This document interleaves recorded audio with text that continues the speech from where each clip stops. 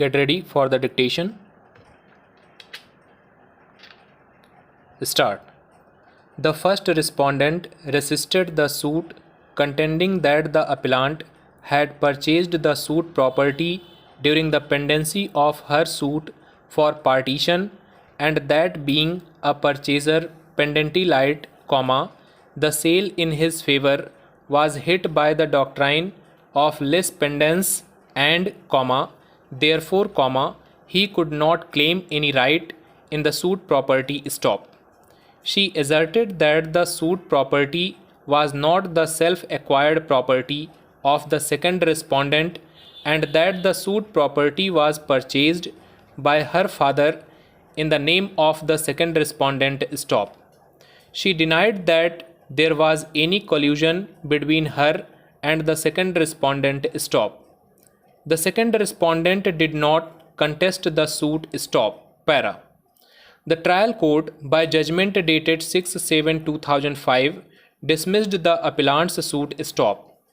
It held that the suit property was not the self-acquired property of second respondent and that there was no collusion between first and second respondents and that the appellant, having purchased the suit property under sale dated 11/4/1990 during the pendency of the suit for partition filed by the first respondent against the second respondent, the sale in his favor was hit by the doctrine of lis pendens, and therefore, the appellant did not get any title to the suit property and he was not entitled to the relief of declaration and injunction sought by him stop.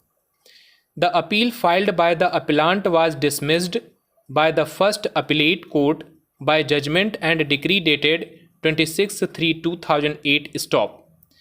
The second appeal filed by the appellant was dismissed by the High Court by the impugned judgment dated 1/9/2009 by holding that appellant was a pendenti lite purchaser, attracting the doctrine of lis pendens under section 52 of Transfer of Property Act, 1882 and, therefore, the courts below were justified in ignoring the purchase by appellant stop.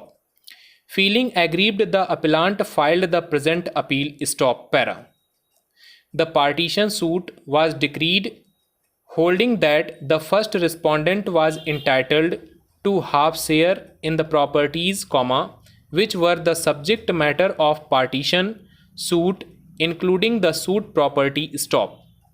In the final decree proceedings, an equitable division was made accepting the report of the commissioner who had divided the suit property as per the sketch, resulting in approximately 3/4 of the suit property being allotted to the first respondent and only the remaining 1/4 of the suit property being allotted to the second respondent stop. The contention of the appellant that the partition suit by the first respondent against the second respondent was collusive and that the suit property was the self-acquired property of the second respondent and the first respondent did not have a share therein, have been concurrently negatived stop. The alternative contention of the appellant that even if the first respondent had a half share therein, the division and allotment of the properties in the partition suit ought to have been made in a manner that the entire suit property was allotted to the share of second respondent to work out equities, was also negatived by the courts below stop. Para.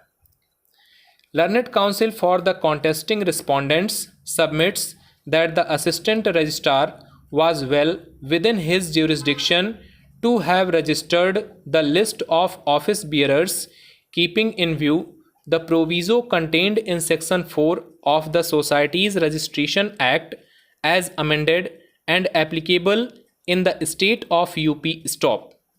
He submits that the assistant registrar was within his authority to invite objections and thereafter register the list of office bearers, which has been done in the instant case stop.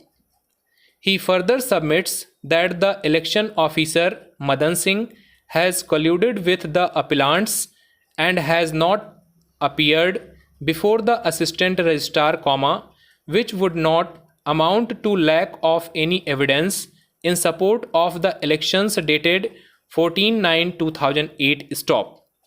He further submits that the list of office bearers of the contesting respondents is a valid list and the contention raised on behalf of the appellants is without any substance stop para.